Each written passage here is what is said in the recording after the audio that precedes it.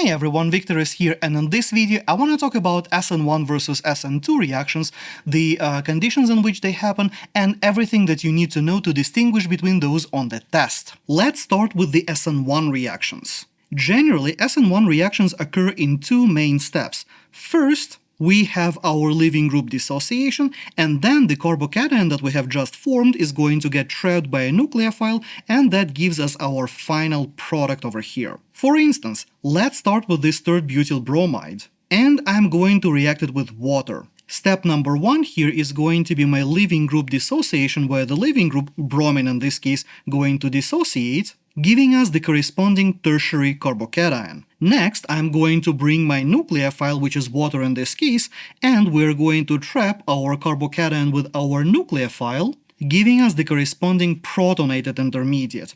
Now, from this point, I'm going to bring the next equivalent of my water and deprotonate my positively charged intermediate, and as a result of this proton transfer, we're going to get our final product, the alcohol. Now, hopefully this classic example is familiar. Now, in the case of the SN2 reactions, we have no intermediates of any sort. The reaction is a concerted mechanism and everything happens in just one step. So, for instance, let's say we have this 1-bromobutane and we react it with sodium cyanide. Well, in this case, the reaction is going to be fairly straightforward. The cyanide is going to come in and replace our bromine like that in just one move. And as a result of this nucleophilic attack, we're going to get our final product right away. Now, if you need more details, I do have dedicated reviews for both types of these reactions, for both SN1 and SN2, so I'll keep my review here to the minimum. So in a nutshell, when we have our SN1 versus SN2 reactions, in the case of the SN1 reaction, we are going to make a carbocation. SN2 doesn't have any intermediates. For the mechanism, SN1 is a stepwise process while SN2 is a concerted mechanism. The leaving group for the SN1 reactions, we typically see the tertiary leaving groups because we need to have a stable carbocation, while for the SN2 reactions, we are going to have primary leaving groups because SN2 reactions are very sensitive towards the steric hindrances. In terms of nucleophiles, SN1 reactions typically work with the poor nucleophiles, while SN2 reactions require strong ones. From the stereochemistry standpoint, SN1 reactions give both possible products if the starting material was chiral, while SN2 reactions, they give the inversion of the stereochemistry due to the backside attack. And finally, when it comes to our solvents, SN1 reactions typically happen in polar protic conditions, while SN2 reactions, those are favored in polar aprotic solvents. So far so good?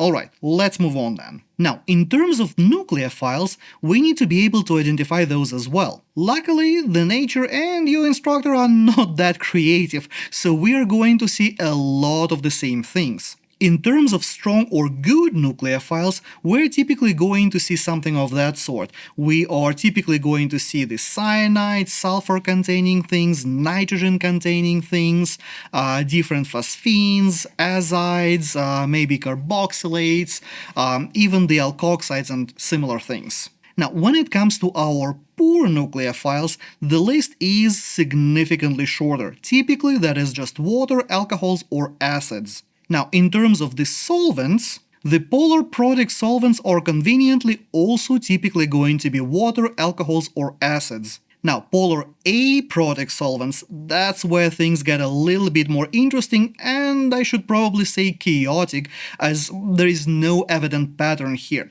Typically, the ones that we are going to see all the time are things like dichloromethane, acetonitrile, acetone, ether. Typically, we're going to mean diethyl ether, THF, which stands for tetrahydrofurane, DMSO, which is dimethyl sulfoxide, DMF, dimethyl formamide, and sometimes instructors also like to show HMPA, which stands for hexamethylphosphoramide, which is also an extremely polar and rather expensive solvent. Now, while these are common ones, your instructor might favor some of them over the other ones, and some might not even show up in your class to begin with. So do keep an eye on what you're typically going to be seeing in your class, so going to lecture has its merits. Now, finally, we are ready to tackle what I like to call a predictive model. So basically, whenever we have a reaction, we are going to look at two things. We're going to look at the nature of our leaving group, whether it's primary, secondary, or tertiary.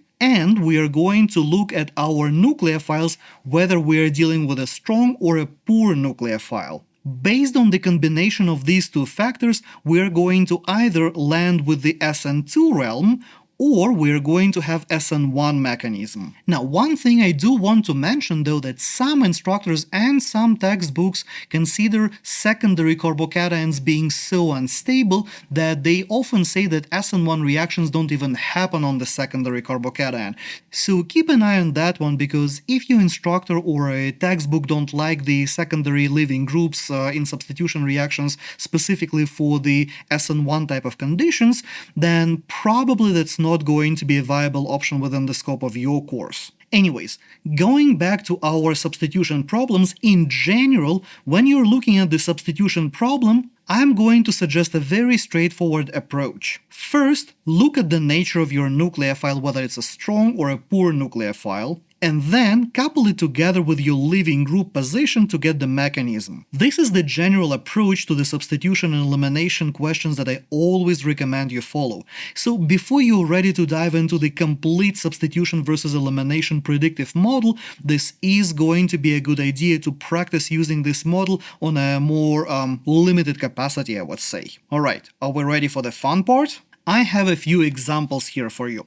The first one we have already seen, but let's look at that example through the prism of the predictive model. So first, I have a cyanide, which is a strong nucleophile.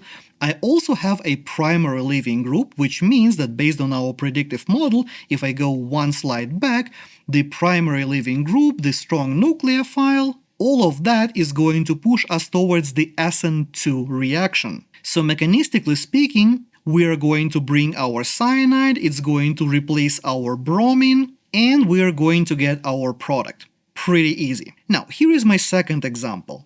In this case, I have a strong nucleophile as well. Azide is an excellent nucleophile.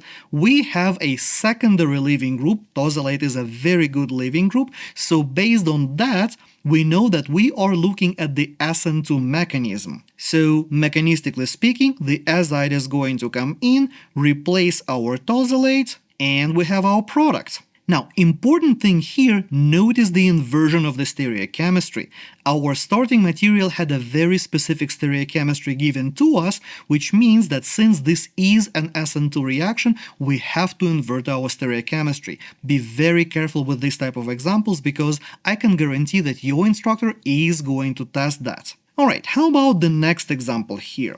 Well, in this case, I have a poor nucleophile, and that is also a polar protic solvent. We have a tertiary leaving group, and we are looking at the SN1 reaction because of that. So step number one here is going to be our leaving group dissociation giving us a tertiary carbocation, followed by the nucleophilic attack giving us our protonated intermediate, and finally we are going to pull that extra proton off and get our neutral alcohol as the final product. Now here is my last example. This one is a little bit tricky, because first of all, what I'm seeing is that I have a good nucleophile. The acetate, like most carboxylates, are pretty decent nucleophiles.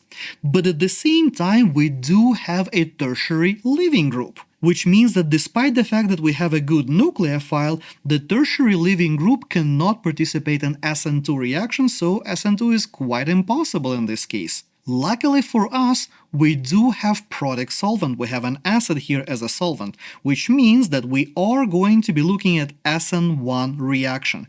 So in this case, step number one is going to be the leaving group dissociation, again giving us the tertiary carbocation. Then we are going to react with our nucleophile, and we are going to end up with our product right away. Now, notice that our final product is still chiral. However, because we did go through the formation of the carbocation, and carbocation can be attacked from either side, the mixture, the final product, is going to be racemic, meaning that you are going to end up with a pair of enantiomers in this case. Now, is it always going to be a pair of enantiomers? Well, no. Sometimes it can be a pair of diastereomers, or the product might not even be chiral. So don't just automatically slap a pair of enantiomers or racemic on your product, always analyze what you got.